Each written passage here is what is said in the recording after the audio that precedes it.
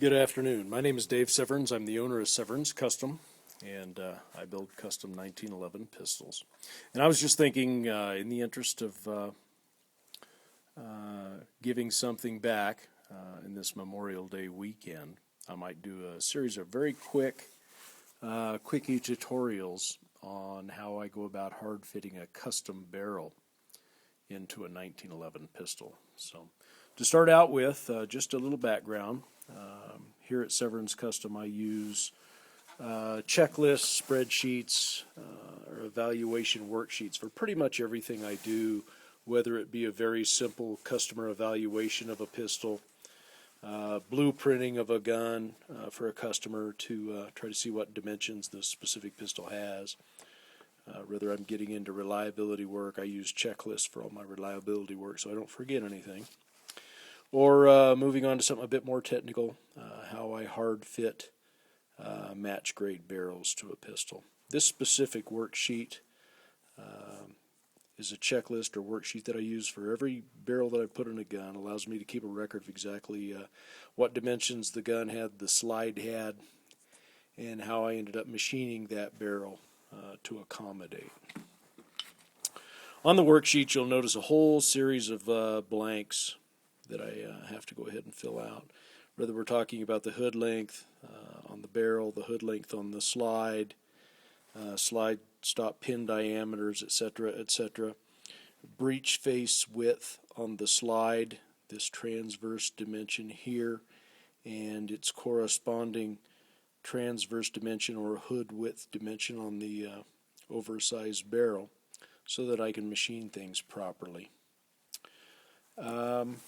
First off, when we're looking at a slide, this is just an example. Later on, I'm going to go ahead and show you a Barstow barrel that I've match fit to a Dan Wesson Valor. But just to give you some exemplification here, here's a kind of an old beat-up Dan Wesson slide, and it looks like a 6-inch Schumann barrel, match grade barrel, good quality.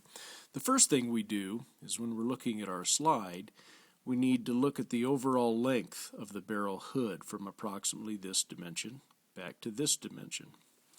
And the match barrel, once again, from here back to here, will be a little bit longer than the factory slide, such that I can machine it to fit with a very tight snap fit.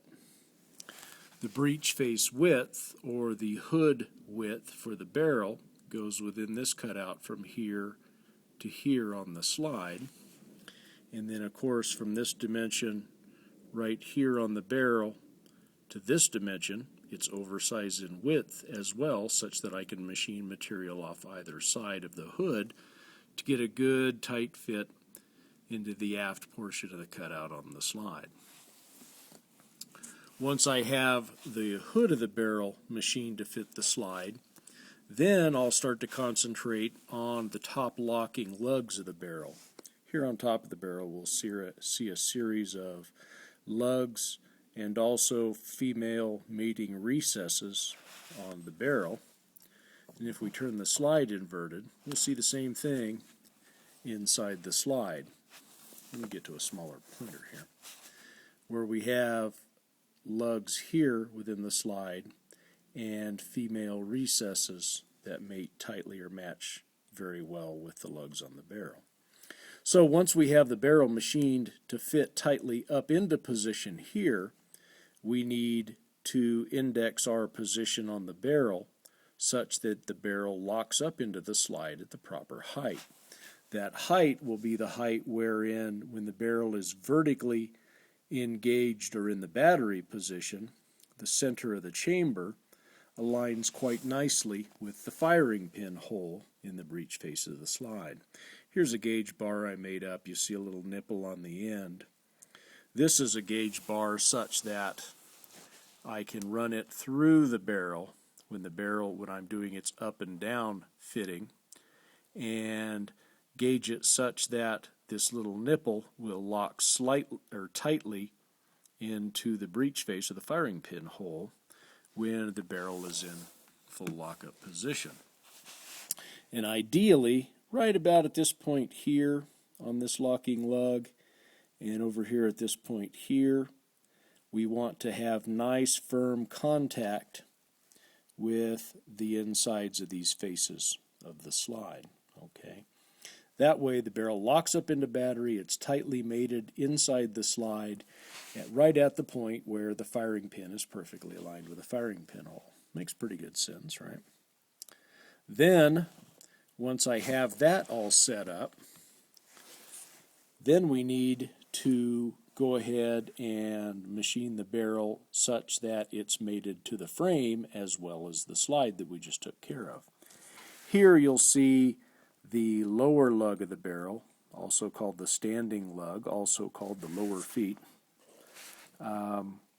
This material is oversized in this dimension here, length here, etc., such that we can gauge the barrel through a gauging process to see how much material needs to be removed from this area, such that at the end of the day, when the barrel's locked up in battery, here's a slide stop. I'm going to do this kind of in an upside down and backwards fashion, but we'll get good tight lockup of this bottom lug of the barrel with the slide stop pin. Okay. So those are pretty much the steps involved in fitting a barrel. Again, we want very good firm contact up here on the top of the barrel. We want a precise fit back here. We don't need real hard contact on these sides, but we want good contact here on the back. And then we want good firm contact right in here on the standing lug with the slide stop pin. That way, when the barrel goes up into battery position, I build my guns such that there's essentially a 0-0 fit. I've got precise contact without a lot of squashing or peening of metal. Okay. And again, I know I might have showed you this earlier. This is the gauge that I happen to use to gauge or measure this opening width in the top of the slide from this point back to this point. Okay. And then I'll use something like dial calipers or whatnot to go ahead and measure the top hood width, or hood length rather, on the aftermarket barrel.